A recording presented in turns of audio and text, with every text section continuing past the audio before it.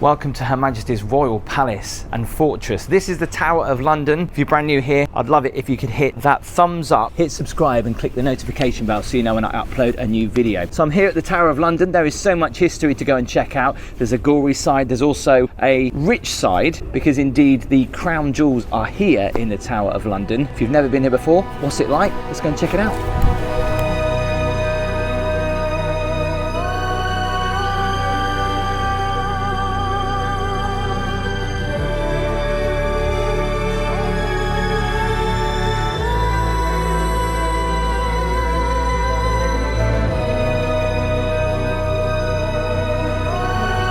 In 1674, workers discovered two skeletons below the White Tower. So what we're going to do is we're going to go upstairs right now and go into a room where prisoners had to wait for their death.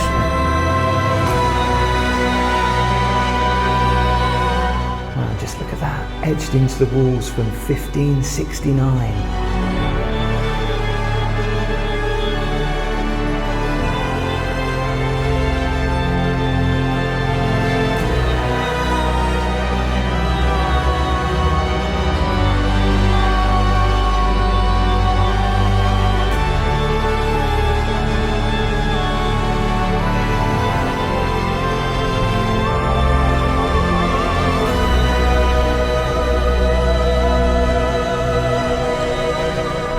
So it's very busy today, but we'll see if we can get around as easily as possible. The question is where do you go first?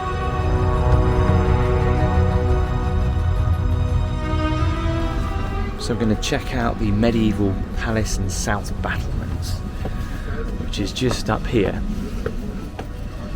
Over there is the bloody tower.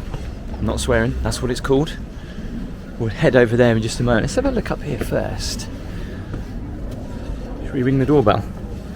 Shall I see what happens if I do? Nothing, thankfully. Look at this door.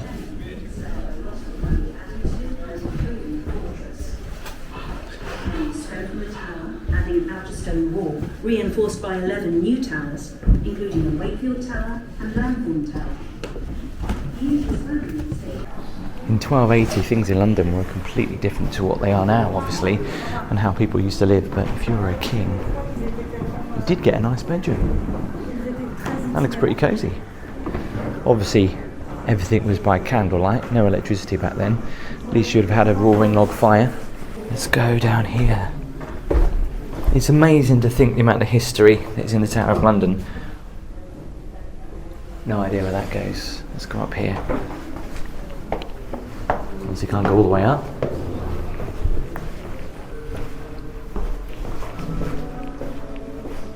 So this is the Wakefield Tower, one of the oldest parts of the medieval palace. King Henry III, Edward's first father, ordered the tower to be built back in 1220. It was part of a grand new riverside palace for the king, for when the king and the queen stayed at the tower. This is an important room. It was separated from the small private chapel by a wooden screen. So continuing up Wakefield Tower, you see, when the door's locked, you just want to go down there and see what's down there. We've got these stairs. Stairs look reasonably new though, to be honest. Also, you just go outside up here. You do get a magnificent view of, it's a bit hazy, but of London Tower Bridge. Just look at that, how he's just posing for photos, that raven. Maybe don't peck me. How beautiful. Look how close I can get to him. He's going to go now. No, he's just hanging around.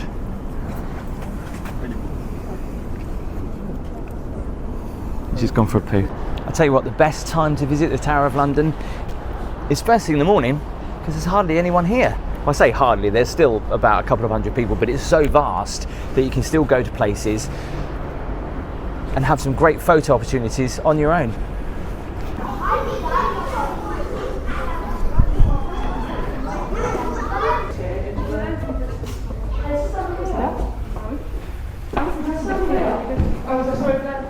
Look at that fireplace.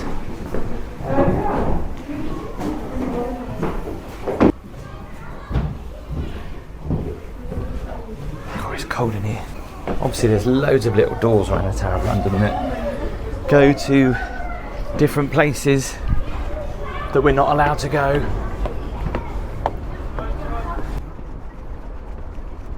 So all the different towers have different names, they've all got different bits of history inside, and all built at different times as well.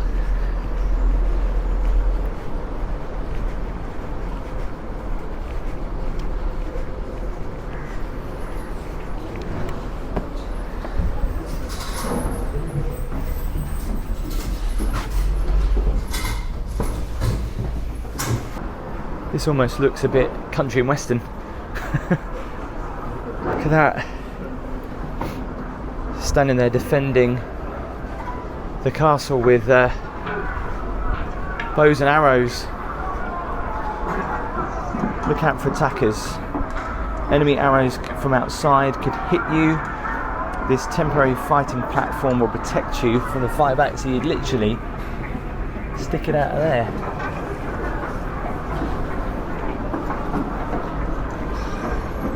Just goes to show the history, right? This was built in 1240 and then rebuilt back in the 19th century.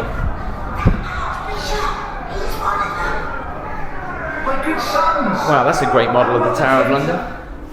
Look at that. So on this map, I'm trying to think where we are. We would be just further up there actually, because we're literally just going all the way around at the moment before we head in. I know it sounds weird, right, but you always think of the Tower of London, you think of the ravens and stuff like that, but the fact when you're walking around, you can hear them and see them, because I can't say that I've seen them anywhere else in London, apart from here. You'll probably tell me why in the comments below. There's a door here with a hole in it. What's in there? It's crazy just being here at the Tower of London and then seeing the new and old together. It's pretty amazing. And you wouldn't have heard sirens back in the day either, would you?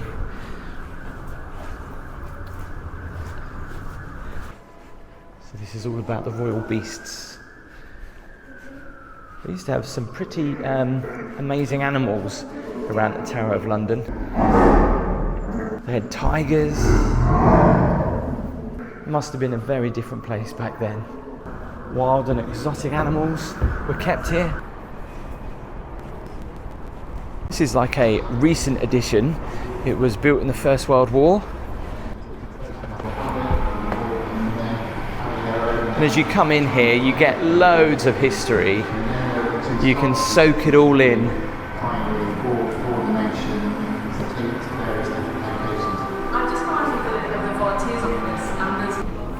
Obviously not just home for kings and queens, but also a place for torture and execution as well. If you did something wrong, you certainly did not want to end up here. Let's go down these steps. Now there's people that actually live here. There's a TV programme and you can see they've got the kids' toys outside. They actually live in the Tower of London. Can you imagine what they put on their address? People probably wouldn't believe it. Now some parts are all closed off, you can't actually walk around, which is a bit of a shame, even though it says no entry. There's some people over there on their phones. So obviously the big draw for the Tower of London is the crown jewel. Also going to show you the torture chambers and bits of the prison as well. But it's so amazing, you feel so part of history. As you walk through here, you can see Tower Bridge in front of us. But look at some of the houses inside here as well.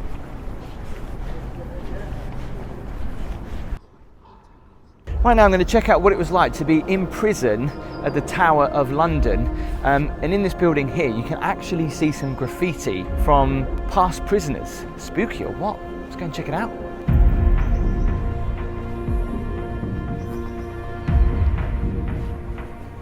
It's crazy. I mean, even when you first come in here, there's bits of graffiti. So what we're going to do is we're going to go upstairs right now and go into a room where prisoners had to wait for their death, and they wrote some rather interesting stuff on the walls.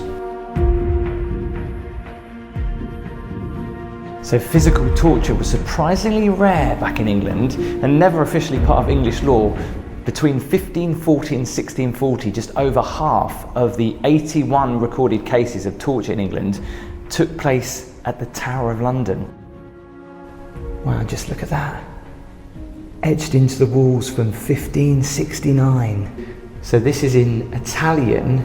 His name was William, and he wrote, "Since fate has chosen that my hope should go with the wind, I now want to cry for the time that is lost, and I'll be sad and unhappy forever." How awful. Dated 1541.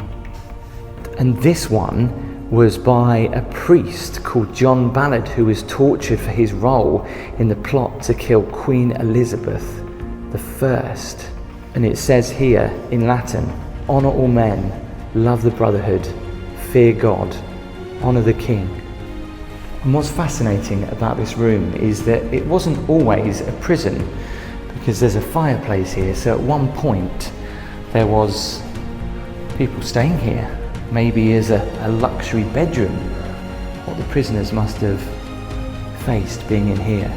And there's literally loads of all this. Just look at that. Now, it's covered with perspex to protect it, but it's absolutely amazing when you read some of these. I wonder what they used to actually carve it. And that is all they would have seen looking out the window. This is a very spooky room. It has a very weird vibe to it as well. So definitely come in here. I mean, I've only touched upon some of these bits of graffiti that have been in the wall, but some of them just look really beautiful as well, like this one here. And what's really spooky, there are 9 carvings in this room of skeletons and skulls, which basically are symbols of death. And they are actually everywhere. You've got to kind of just look for them and you can see them. So right now we're going to be heading into the bloody tower. See what it's like in here. Doesn't sound very nice. God, you can hear those ravens, can't you? So spooky. So you can get guided tours that give you so much more information rather than just doing what I'm doing and walking around. There's also audio stuff that you can get too. So if we go upstairs, we can find out how the bloody tower got its name. Let's go inside. Look at this door.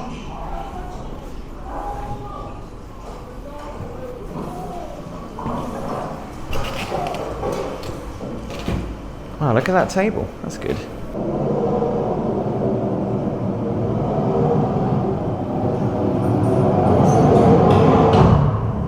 Okay, that's freaking me out a little bit, that noise. That sound.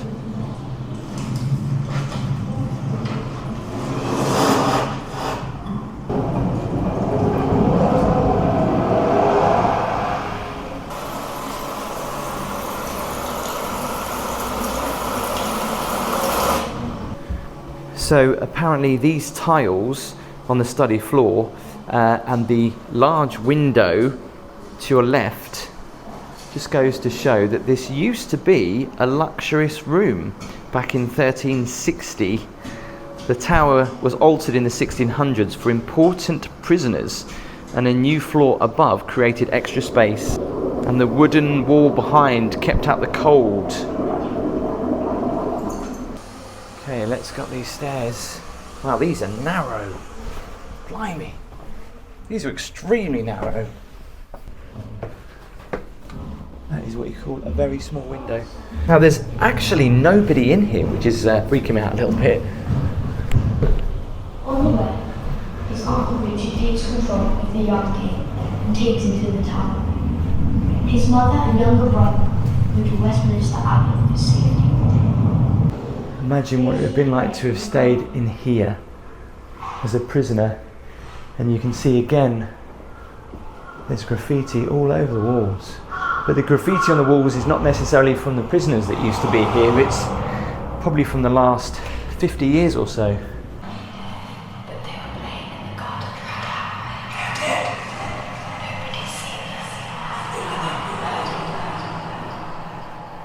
There is no evidence that the princes were murdered. King Richard III is challenged and is killed in the Battle of Bosworth. The winner becomes the first Tudor king, Henry VII. The new king marries Elizabeth, the sister of the missing princes. The rumours now become fact. Writers say Richard III definitely murdered them. Right, treason throughout the whole tower. Bloody thou art, bloody will be thy end. This tower is renamed the Bloody Tower. In 1674, workers discovered 2 skeletons by the White Tower. The king believes these are the princes and buries them at Westminster Abbey. In 1933, medical experts examined the skeletons and found they are the bones of 2 children. But there is no conclusive evidence these are the princes. We may never know what happened to them. So let's go and check out torture at the tower, which I believe is this way.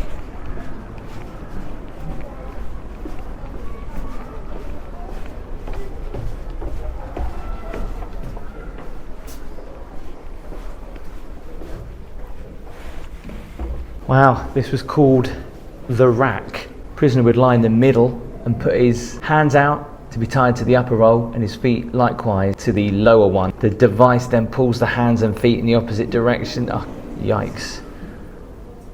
And there were some horrendous, barbaric ways to torture a human being back in those days.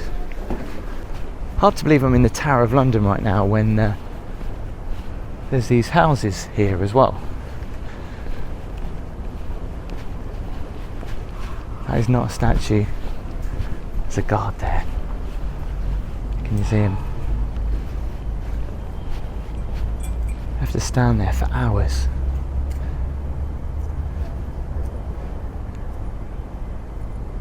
And every so often he changes his gun.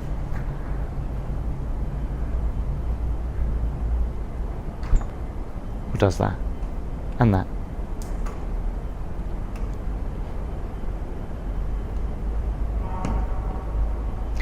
Now, he does that even though there's no one around.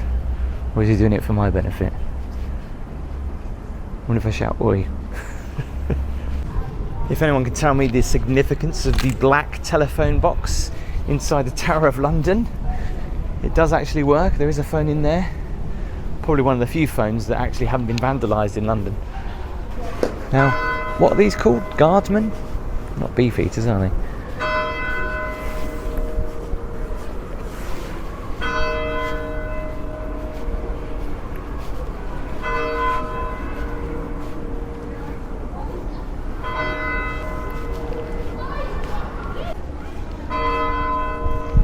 Be any older than 18.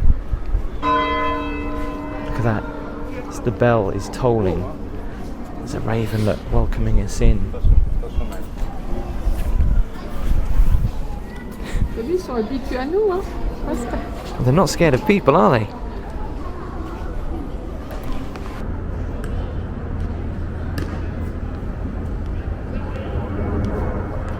Now they do say that the ravens can bite.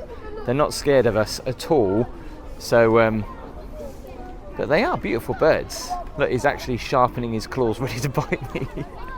And he's just gone for another dump. So beautiful though. Please don't peck me. He's thinking about it. I'm moving away. It's almost like he just said, yeah, I would. A great shot there, look, of the Shard just in the distance. So now we're going to head into the White Tower and the Royal Armouries.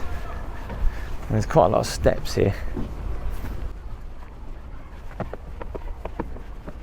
White Tower, circa 1080. Mental.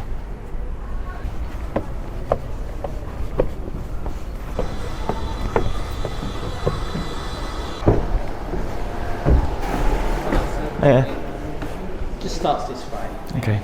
Oh, look at this. So armour was not just for people, obviously for horses too. I bet that was so heavy. It is crazy to think about how much history the British monarch has and the past. Like they had something to cover up his nether regions. This stuff must have been so heavy to wear. Now that is impressive.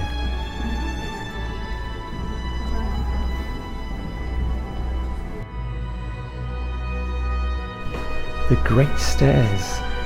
These are the main stairs inside the White Tower, raising from the basement to the roof.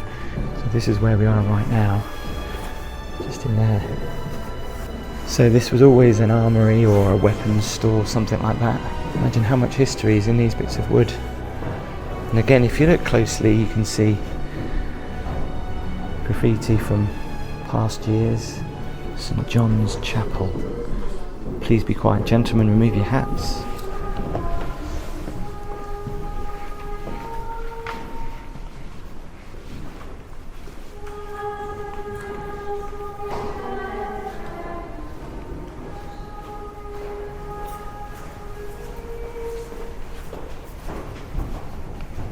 Wow.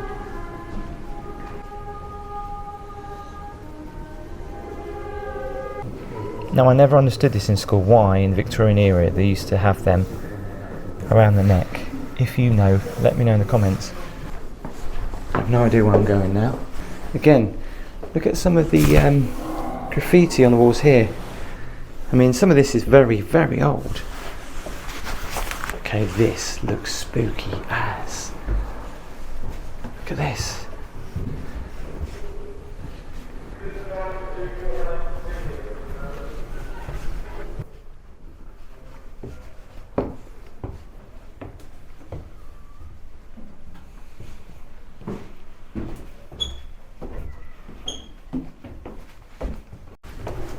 So I believe we're now going down to the basement of the White Tower.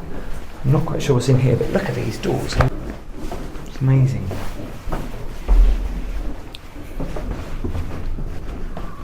Wow. Look at this.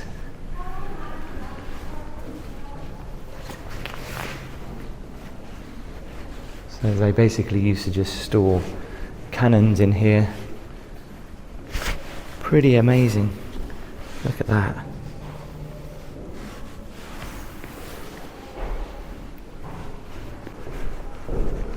Look how thick the walls are.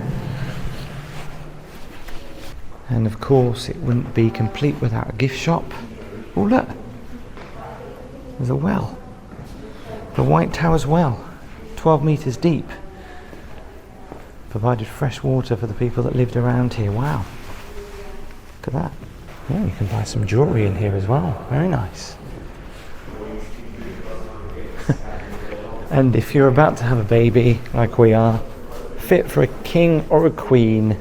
How cute is that? You wouldn't want to get that dirty though, would you? How much is it? Just out of interest. $6.99, isn't bad. If you want to see more of London, check out the videos on the screen right now. Make sure you hit subscribe and click the notification bell so you know when I upload a new video. Thank you so much to all my channel members. I'll see you next time.